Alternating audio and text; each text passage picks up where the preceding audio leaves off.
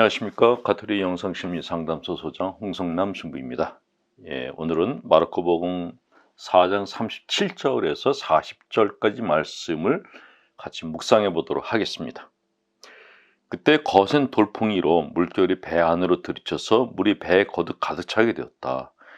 그런데도 예수님께서는 고물에서 베개를 베고 주무시고 계셨다. 제자들이 예수님을 깨우며 스승님, 저희가 죽게 되었는데도 걱정되지 않으십니까? 하고 말하였다.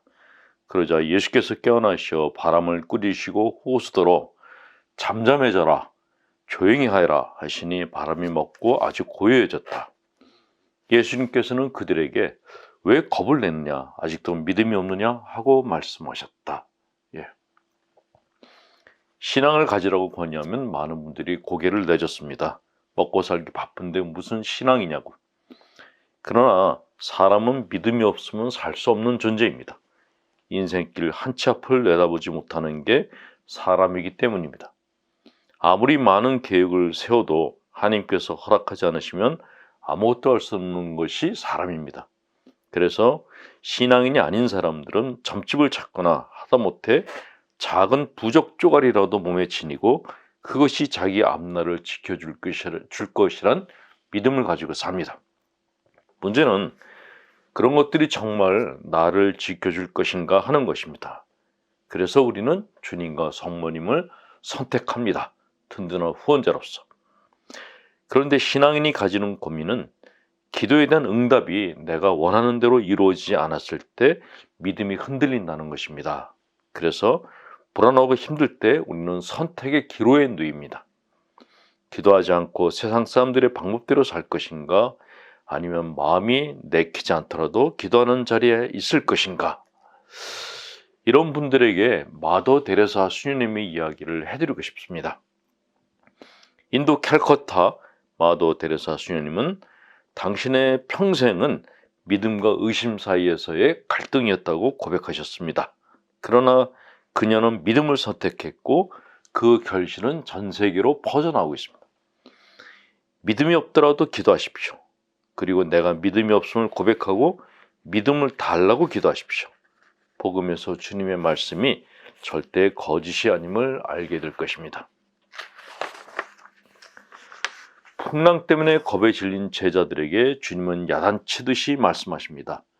아직도 믿음이 없느냐? 그러나 주님은 제자들이 당신을 믿지 못한다고 야단치신 것이 아닙니다. 왜냐하면 제자들은 주님을 믿었기 때문에 그분을 깨운 것입니다. 믿음이 없었다면 그들끼리 방법을 강구했겠죠. 갈릴레 호수에서 어부로 산 사람들인데 풍랑에 어찌 대처해야 하는지를 몰랐겠습니까? 주님이 야단치신 진짜 이유는 제자들이 그들 자신에 대한 믿음, 즉 자신감이 약했기 때문입니다. 그동안 어부로서 일을 잘하던 사람들이 아이처럼 당신께 매달렸기 때문에 꾸짖으신 것입니다. 스승님, 저희가 죽게 되었는데도 걱정되지 않으십니까? 이 말은 제자들이 아이들처럼 걱정했다는 증거입니다. 죽으면 자기들만 죽나요? 예수님은 어쩌고요? 믿음은 하나님이 창조하신 자기의 모습을 알아가는 과정입니다. 그런 과정을 통해서 하나님이 우리에게 주신 능력을 깨닫고 그 능력을 여러 사람들에게 베풀어 주님께 칭찬받는 신앙인이 되는 것이 신앙생활의 길입니다. 사지가 저리고 움직이지 못할 만큼 몸이 뻣뻣하게 굳는데 그 이유를 모르겠다고 하는 분들이 가끔 있습니다. 이런 증상으로 고생하는 사람들은 대부분 지나치게 예민하며 쉽게 불안을 느끼는 분들입니다. 우리의 뇌는 불안을 느끼면 몸의 말초 신경계의 활동을 증가시켜 여러 가지 증상들을 만들어냅니다.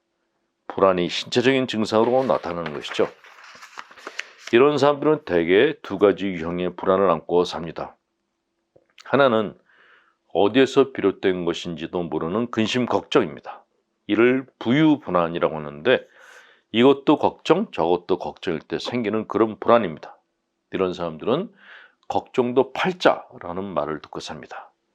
다른 하나는 예기 불안입니다. 이는 자기가 실패할 것이라고 생각하기 때문에 생기는 신경증적 불안입니다. 이 같은 불안의 대표적인 예가 오지도 않은 미래를 걱정하는 것입니다. 이런 사람들은 안달복달 한다는 말을 많이 듣습니다. 그렇다면 이렇게 불안에 시달리는 사람들은 어떻게 해야 거기서 벗어날 수 있을까요? 불안에서 벗어나는 방법은 하나님께서 다 알아서 하시라고 나는 모른다고 벌러덩 누워버리듯이 기도하는 것입니다. 혹은 제자들처럼 솔직하게 기도하는 것입니다.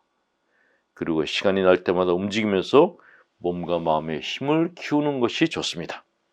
대개 불안한 사람들은 움직이는 걸 좋아하지 않습니다. 하지만 몸을 움직이면 마음속에서 솟아나는 불안감을 어느 정도 가라앉힐 수 있습니다. 아직도 믿음이 없느냐라는 주님의 말씀은 신앙생활을 하는 내게 부담이 되었습니다. 길을 가다가 주님을 믿으라고 소리치는 사람들 보면 부럽기도 했습니다. 저 사람은 얼마나 믿음이 강하길래 얼마나 하나님을 깊게 체험했기에 저렇게 자신있게 소리를 치는 것일까 하는 생각이 들었기 때문입니다. 하나님에 관해서 별다른 체험이 없는 제 자신이 참으로 한심하게 여겨졌었습니다.